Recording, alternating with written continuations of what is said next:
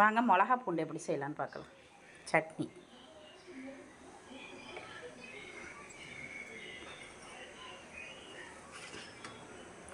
இதில் காஞ்ச மிளகா போட்டுருவோம்.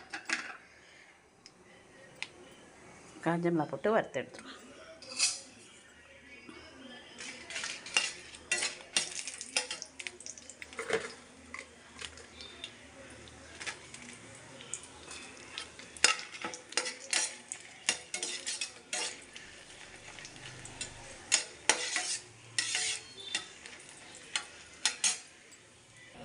ஒரு 20 காஞ்ச மிளகா இதேமாரி வறுத்து எடுத்து,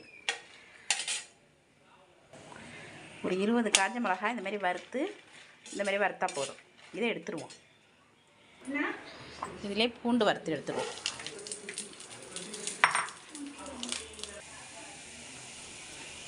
இது பொன்னிறமாக போயிடுச்சு. இதோட இதை எடுத்துக்குவோம். அவ்வளோதான். இதுக்கு தேவையான அளவு உப்பு போட்டுருவோம். இது வந்து மிக்சியில் போட்டு வச்சுக்கணும். இதில் நல்லெண்ணெய் ஊற்றி தான் அரைக்கணும். எண்ணெய்லாம் ஊற்றக்கூடாது.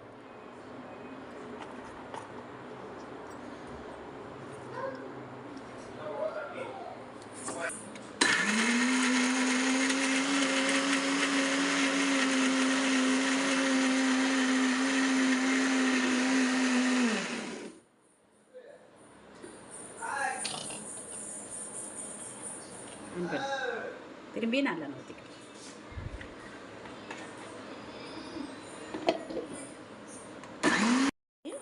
பேஸ்ட் அவ்வளோதான்.